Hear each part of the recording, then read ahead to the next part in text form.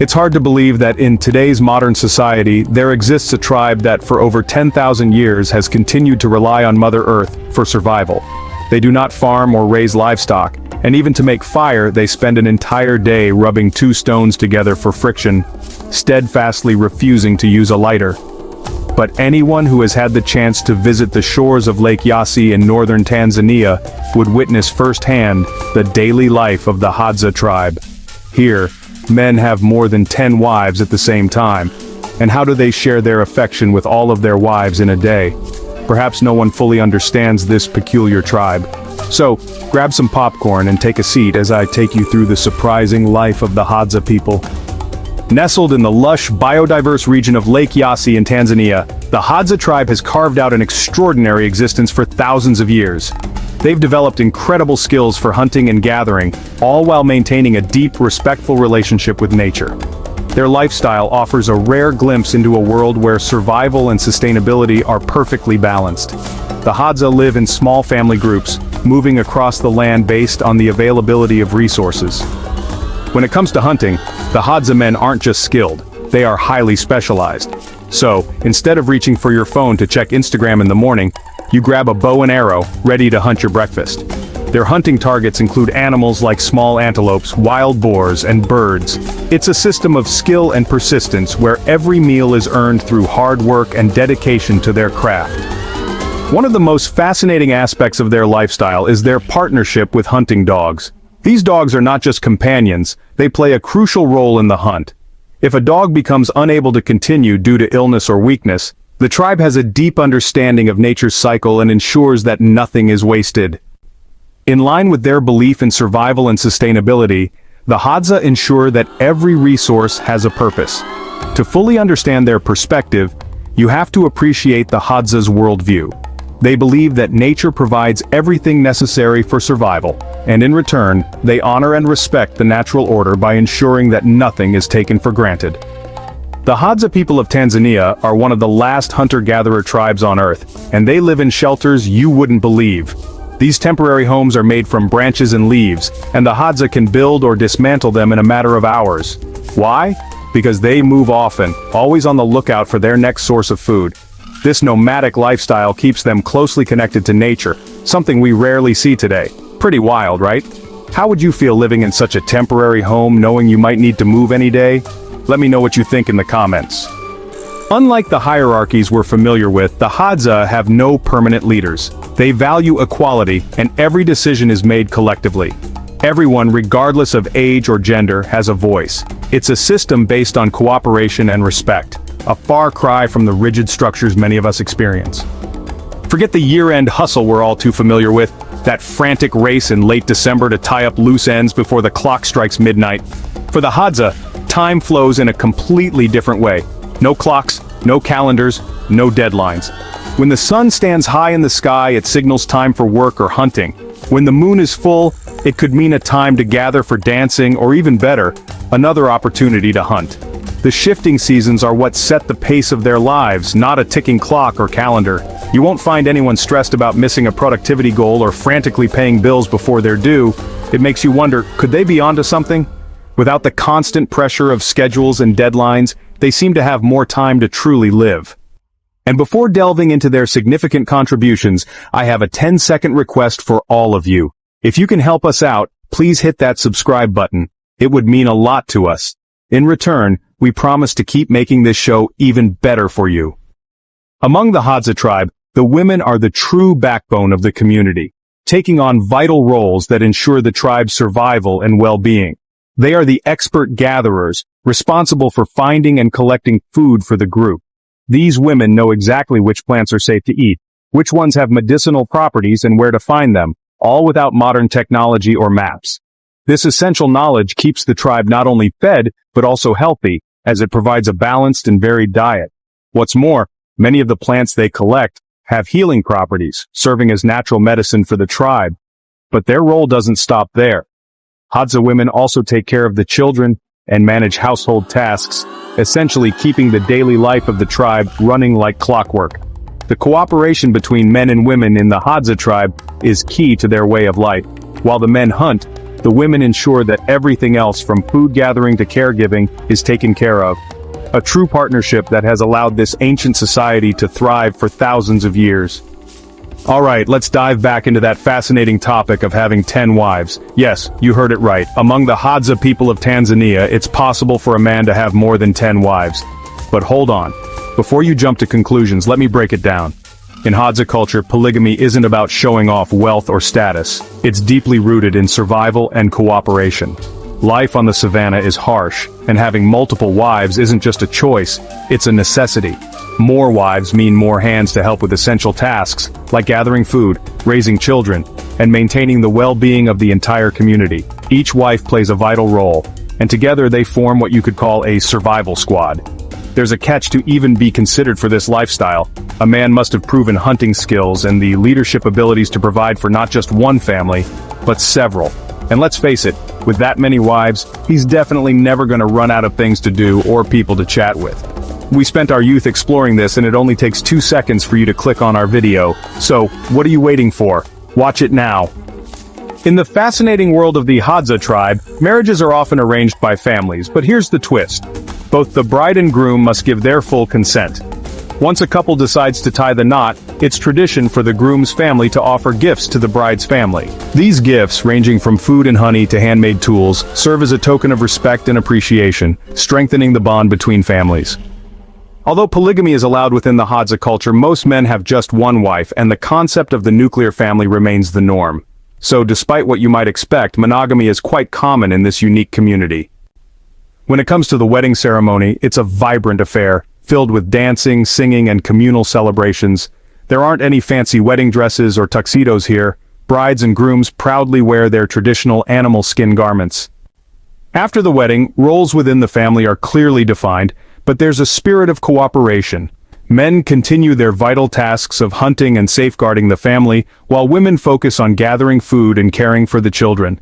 However, make no mistake, both roles are equally valued and seen as critical to the survival of the tribe. Have you ever wondered how the Hadza people, one of the last hunter-gatherer tribes in the world, managed to find water in one of the most challenging environments on Earth? These ingenious people source water from a variety of natural reserves, such as streams, natural wells, and hidden underground springs.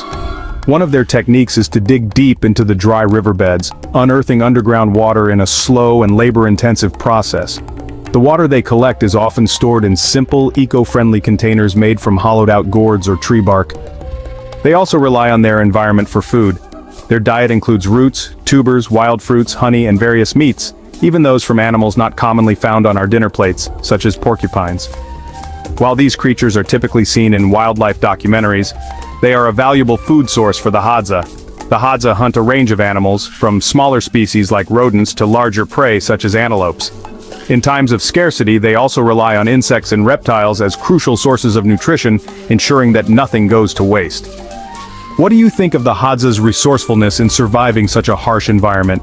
Could you imagine eating things like porcupines or insects? Let me know your thoughts in the comments below. So, how do the Hadza handle transactions? Do they use money? Well, the answer will surprise you. Traditionally, the Hadza people don't rely on money at all. Their system of exchange is built on something far more personal: sharing and bartering. You just ask for it, and in return, you offer what you have. This not only strengthens the bonds within their community, but also ensures that no one is left without the essentials. However, today some Hadza have begun to engage in monetary exchanges, especially with neighboring communities and at local markets. For instance, they might sell beautiful handmade baskets or intricate jewelry. Another interesting development is their participation in community-based tourism, where curious visitors are welcome to learn about their culture and way of life. The money they earn from these activities, converted into US dollars by the way, helps them buy items they can't find in the wild, such as modern clothing or essential metal tools. When it comes to hunting, the Hadza people of Tanzania use handcrafted bows and arrows, a tradition passed down through generations. These bows are made from the resilient acacia wood, and their arrows can have tips crafted from either metal or bone. During these group hunts, their coordination is almost like a well-rehearsed dance. They use subtle signals like hand gestures or low whistles to communicate and synchronize their efforts. There's something almost poetic about their nighttime hunts. It's as though nature itself provides the perfect backdrop for their way of life. For the hunter, honey is not just a sweet treat. It's a crucial source of energy and nutrition, on par with the importance of hunting. But this golden treasure doesn't come easily. In fact, obtaining it is nothing short of a true adventure. The Hadza rely on the honey guide bird to locate hidden beehives in tall savanna trees. With courage and skill, they climb without safety gear, enduring bee stings as they use simple tools to extract the honey, valuing every drop despite the pain. Did you know that honey provides up to 80% of the Hadza's caloric intake during certain times of the year? The energy-rich sweetness not only sustains them, but also acts as a vital source of nutrients, especially in months when hunting yields are low. But there's more to the story. The Hadza don't see bees as mere insects. To them, bees are sacred protectors of nature's most valuable resource, the honey. They approach each beehive with respect and reverence, treating the entire honey-gathering process almost like a spiritual ritual. Even the bee stings are accepted as a necessary part of the journey, almost as if it's a tribute to the bees for sharing their treasure. The Hadza are absolute masters when it comes to starting fires, and they do it the way their ancestors have done for thousands of years. They use two simple pieces of wood. One is a dry, sturdy base, and the other is a slim stick. First, they gather some dry grass or leaves, placing them on the wood base. Then, they rapidly spin the stick between their hands, almost like they're rubbing their hands together on a cold day. The friction from this motion starts to generate heat, and before you know it, a tiny spark emerges. With just a gentle blow, that spark ignites the dry grass, and just like that, a fire is born. No modern tools required. How cool would it feel to create fire with just your bare hands? It's like unlocking a primal survival skill, something most of us only see on TV survival shows. Meanwhile, we're sitting here frustrated when a lighter doesn't work on the first try. For the Za, this is a finely tuned craft passed down through generations. Watching them make fire is almost like witnessing a dance, showing us just how dependent we've become on modern technology. Another fascinating tradition of the Sa people is their unique practice of smoking something known as taco. Now, before you start thinking about the delicious Mexican food, let's clarify.